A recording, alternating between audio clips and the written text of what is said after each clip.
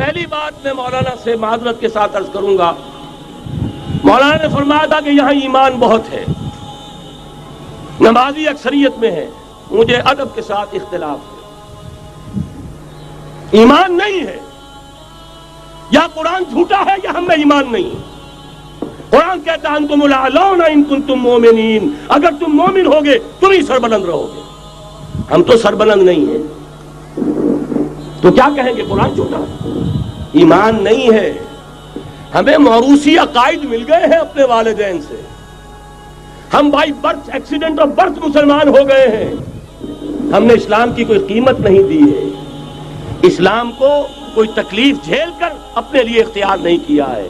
پہلا مرحلہ ہے یا ایھا الذین آمنوا آمنوا باللہ ورسولہ والکتاب الذی نزل علی رسولہ، اے ایمان والو ایمان لاؤ۔ ایک درجے میں تو ایمان والے ہو کہ اقرار باللسان کر رہے ہو، آمنت باللہ کما ہوا باسمائہ وصفاتہ وقبلت جمیع احکامہ، اقرار باللسان وتصدیق بالقلب۔ آمنت باللہ وملائکتہ وکتبہ ورسلہ والقدر خیرہ وشرہ من اللہ تعالی والبعث بعد الموت، لیکن یہ اقرار باللسان ہے، کبھی ذرا دلوں میں جھانکو، تصدیق بالقلب ہے۔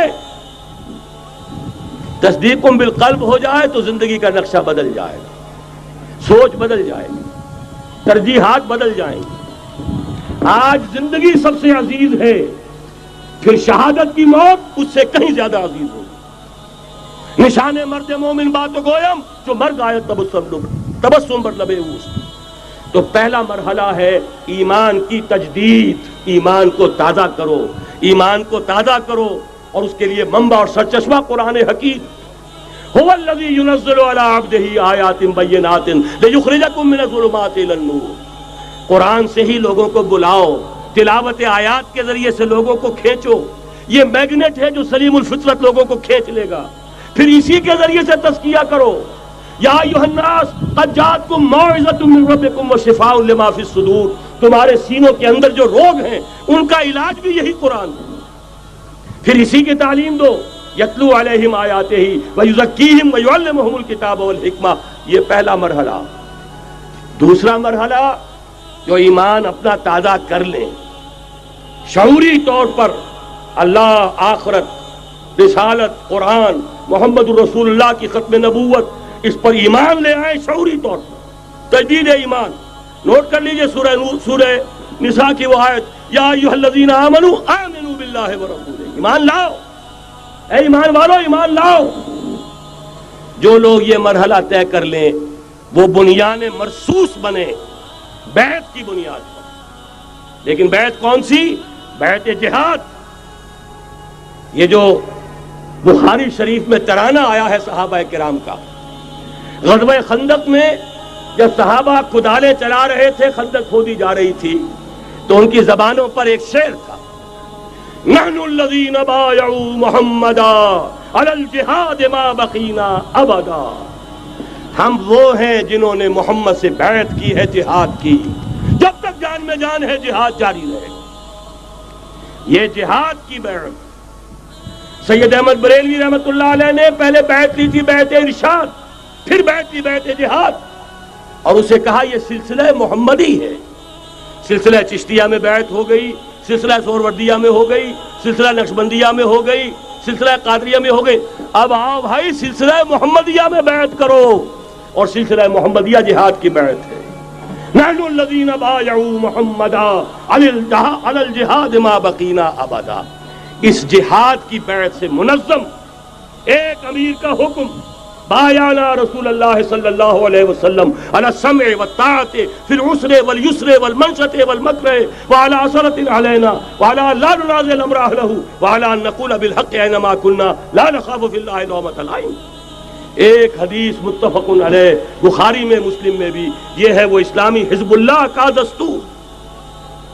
نمبر 3 کام کیا ہوگا؟ جہاد، جماعت بن گئی جہاد، لیکن جہاد کا پہلا مرحلہ ہے جہاد باللسان، زبان سے جہاد، دعوت، تلقین، نصیحت، اور ان سب کا مرکز و محور قرآن۔ جہاد بالقرآن، جہاد باللسان، جہاد بالقرآن۔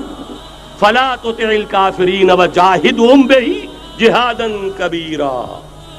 اے نبی آپ ان کافروں کی باتیں نہ سنیے، ان کے کہنے میں مت آئیے، ان سے کوئی اثر قبول نہ کیجیے، اور ان کے خلاف جہاد کرتے رہیے اس قرآن کے ذریعے سے۔ بہت بڑا جہاد 13 برس تک جہاد ہوتا رہا ہے قرآن کے ذریعے سے، لیکن اس کے بعد اب مکے میں آ کر، جب اللہ نے مدینے میں آ کر موقع عطا فرما دیا، جب وہاں پر آ کر ایک بیس عطا کر دیا، اب وہاں سے جہاد بالسیف، جہاد بالید کا آغاز ہوا۔ اب طاقت کے ساتھ، قوت کے ساتھ، ہاتھ کے ساتھ جہاد شروع ہوا۔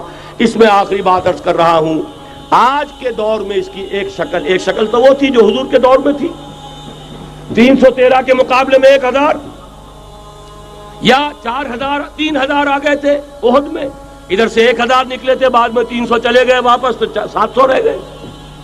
آج کا معاملہ کچھ ذرا مختلف ہے۔ نمبر 1 تو یہ کہ جو حکمران ہے وہ خود مسلمان ہے۔ صدام حسین بھی دستی پھیرتا ہوا فوٹو کھنچواتا ہے، کیا کرے؟ بے نظیر بھٹو کو بھی کسی نے آج تک کافر تو نہیں کہا، چاہے وہ کفریہ کلمات کہتی رہتی ہے۔ اسلامی شاعر کا مذاق اڑانے کے بعد اور کون سی کسر رہ گئی؟ لیکن فتویٰ کسی نے لگایا نہیں۔ اسی طریقے سے حسنی مبارک کو بھی کسی نے نہیں کہا کہ کافر ہے، لہذا مسلمان ہی حکمران ہے۔ نمبر 1 وہاں یہ تھا، ایک طرف کافر ایک طرف اہل ایمان، کلیئر کٹ جو ہے معاملہ موجود تھا۔ دوسرے یہ کہ یہاں سٹینڈنگ آرمیز ہیں، پیراملٹری فورسز ہیں، وہاں کیا تھا؟ ادھر بھی والنٹیئر ادھر بھی والنٹیئر، کوئی سٹینڈنگ آرمی، کوئی ٹرینڈ آرمی موجود نہیں تھی۔ 313 بھی والنٹیئر تھے، 1000 بھی والنٹیئر تھے، البتہ یہ کہ اسلحہ کا فرق تھا۔ لہذا آج کی دنیا میں معاملہ، اس کی ایک مثال ایرانیوں نے پیش کر دی ہے، اور وہ ہے یک طرفہ جنگ، غیر مسلح، پرامن، منظم احتجاج۔ سڑکوں پر نکل آئیں گے جب طاقت ہوگی، جب نہیں چلنے دیں گے اس نظام کو، نہیں دیں گے ٹیکس، نہیں چلنے دیں گے ان بینکوں کو، پکیٹنگ ہوگی، گھراؤ ہوگا، نہیں چلنے دیں گے، سود حرام ہے، اللہ اور اس کے رسول کے خلاف اعلان جنگ ہے، نہیں چلنے دیں گے۔ لیکن اس کے لیے پہلے طاقت ہو، صداقت کے لیے جس دل میں مرنے کی تڑپ، پہلے اپنے پیکرے خاکی میں جان پیدا کرے۔ محمد عربی نے مکے میں نہیں شروع کر دیا تھا جہاد صلی اللہ علیہ وسلم، حالانکہ 150-200 آدمی تو وہاں بھی موجود تھے، لیکن یہ کہ نہیں، آپ حالات، عالم اسباب ہے، اس کا جائزہ لے کر کوئی قدم اٹھائیں گے۔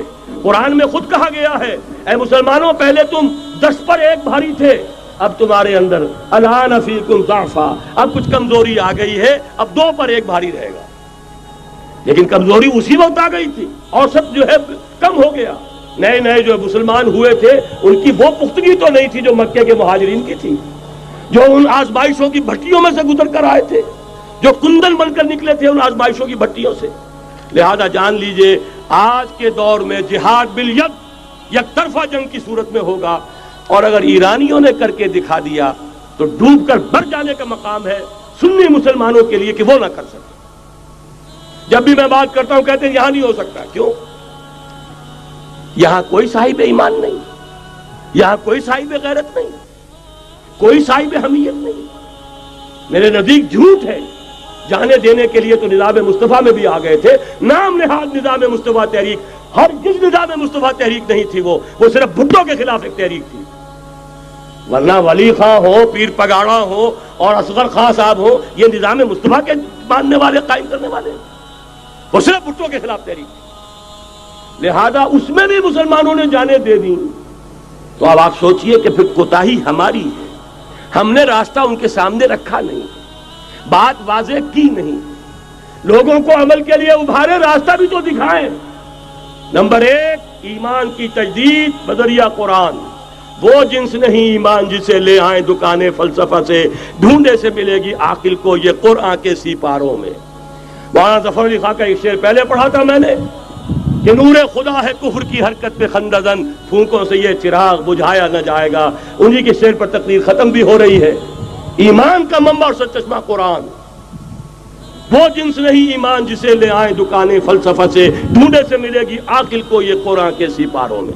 تجدید ایمان بذریعہ قرآن، اجتماعیت بذریعہ بیعت، بیعت جہاد، بیعت سم و طاعت فی المعروف۔ نمبر 3، جب تک طاقت کافی نہیں ہے جہاد باللسان، کہو تو صحیح یہ فحاشی خدا کے لیے ختم کرو، کہو تو صحیح اخبار والوں سے جا کر ہاتھ جوڑ کر یہ کیا تم رنگین تصویریں شائع کرتے ہو نوجوان لڑکیوں کی، یہ کون سا تمہیں ثواب ہو رہا ہے، تم نے کس چیز کو ذریعہ بنایا ہے اپنی کمائی کا اور اپنی دولت کے حصول کا، کہو تو صحیح نہ سنے۔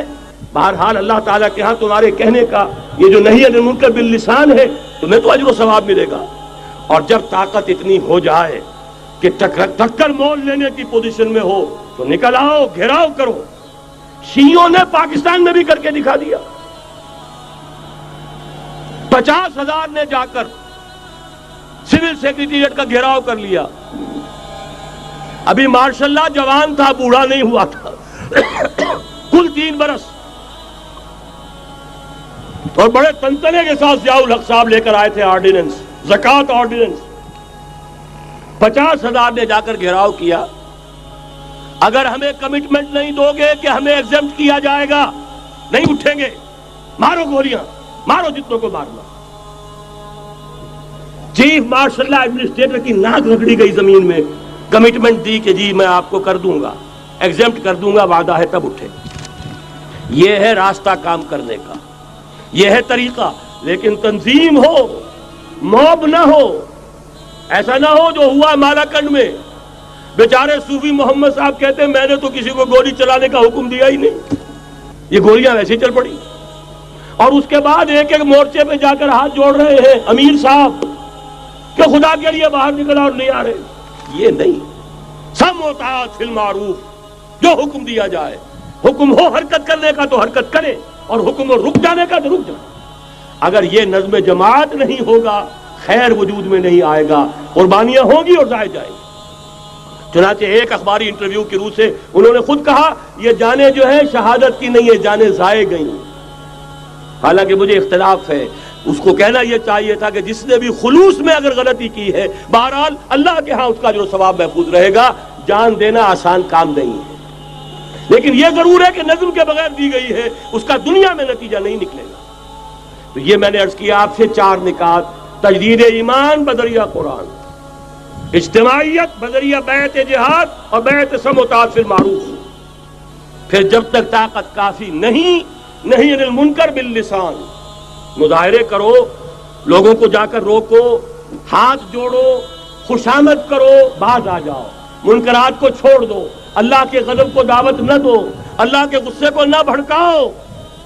لیکن جب طاقت کافی ہو جائے، منظم جماعت جو جانے دینے کے لیے تیار ہو، جو اپنے سینوں پر گولیاں کھانے کو تیار ہو، پھر میدان میں آئیں گے، پھر کہیں گے یا یہ منکرات نہیں یا ہم نہیں، یا تخت یا تختہ، اس کے سوا تیسری بات پھر کوئی نہیں ہوگی۔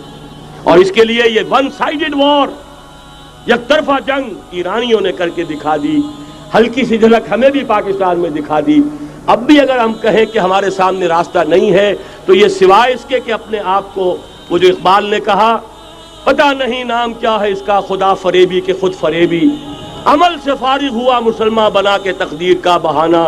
راستے تو صاف ہیں، نشانات راہ بھی اب تو سامنے موجود ہیں، اگر اس کے باوجود ہم حرکت نہیں کرتے تو سارا قصور ہمارا اپنا۔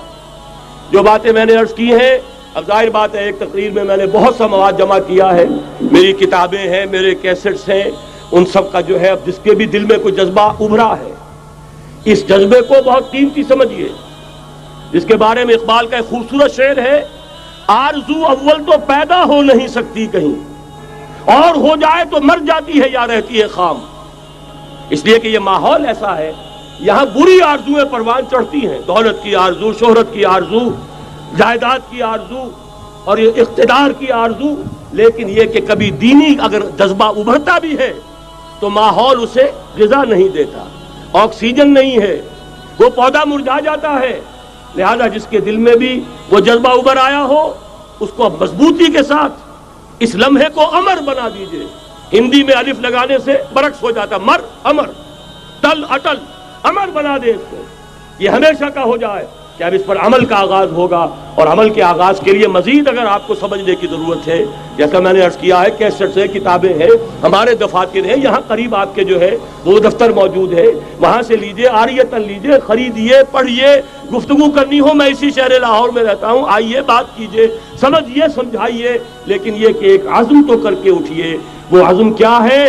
قل ان صلاتي ونسكي ومحياي ومماتي لله رب العالمين لا شريك له وبذلك امرت وانا اول المسلمين اقول قولي هذا واستغفر الله لي ولكم ولسائر المسلمين والمسلمات۔